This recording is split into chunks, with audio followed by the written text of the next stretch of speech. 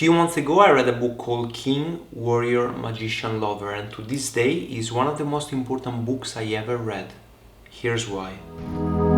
The book is based on the studies of Jung, and it deals with the archetypes of the masculine, the mature masculine, and the counterparts, the shadows, the immature masculine. And when you read the book, it's very comprehensive and very easy to understand because it gives you a very detailed map of all the archetypes, the subclasses, and the shadows, all described in details with examples from history.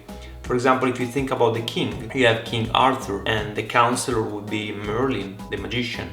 The great thing about the book though is that it provides you with a clear map with all the archetypes and all the shadows, and it gives you exactly every example on how to step into an archetype, so the energy of a warrior, of a king, of a magician or a lover, and how to step out of the shadow. It describes the shadow in extreme details, and it tells you the behavior not to follow to step into the shadow itself. And I'm sure it will be relatable for many of you, because when I was reading that I saw myself, my teenagehood, and all the mistakes I made entering the shadows multiple times. Among the 4 archetypes, the one that struck with me the most was the magician, because in my opinion is the one that you can find in everyday's life, in every single situation. Of course you can access the energy of a king every now and then, of a warrior or a lover, but the magician draws his power from the spoken word. That's why you say to spell a word, because every time you release a word from your mouth, you are casting a spell like a proper magician. And people don't realize this, in my opinion, because every day when you speak, you fall into the mistake, and I do this a lot, of using words that you don't really mean, with other people and with yourself as well. For example, when you call yourself stupid, you don't realize that the more you use bad words reflecting your behavior or things you did, they get into your subconscious and they start changing your perception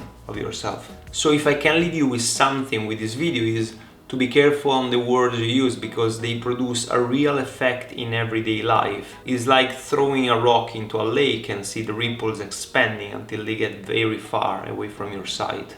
If you use a bad word on somebody, this person will leave the situation thinking, oh, so I am this kind of person, and the word itself will reinforce the perception they have of themselves. If I can give you some clear examples of energy influences everything around you, there are the studies of Masaru Emoto, which studied water. Basically, it was placing glass bottles of water with a stick on top of them, and in every stick there was a different word: love, gratitude, kindness, disgust, hate. And by studying the molecules of water, he noticed that the crystallization was different based on the word he was using on top. The most clear example is to stand in a room, placing your arms like this, and challenging somebody to push your arms down. Then you ask that person to use different words on you. The first time you ask them to use praising words: you're beautiful, you're smart, you're intelligent, you're strong. And when you push back, you will notice you have a lot of strength. The second time you ask them to use bad words on you, to call you stupid, to call you worthless, and so on. And you will notice that your body will struggle to resist under force, because the mind is being influenced by what it hears. So if I can leave you with something in this video, is to start being conscious on the word you use on other people and on yourself too, because at the end of the day, the week, the month is like compound interest. All the things sum up and they produce an effect on you and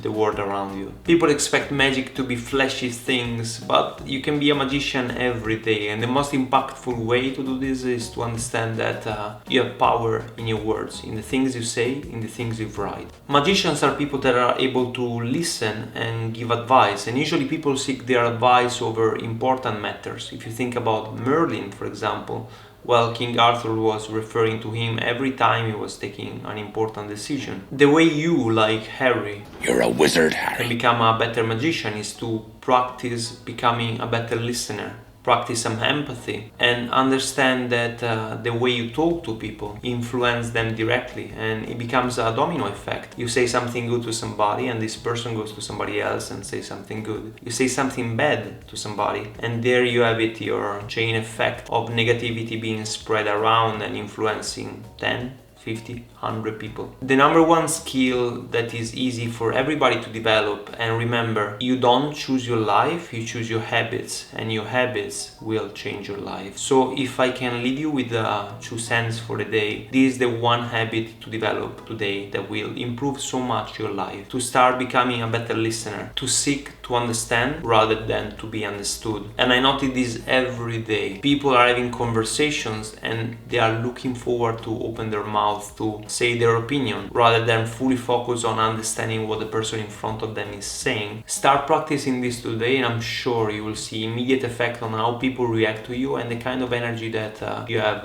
around and inside of you. I'll see you in the next video.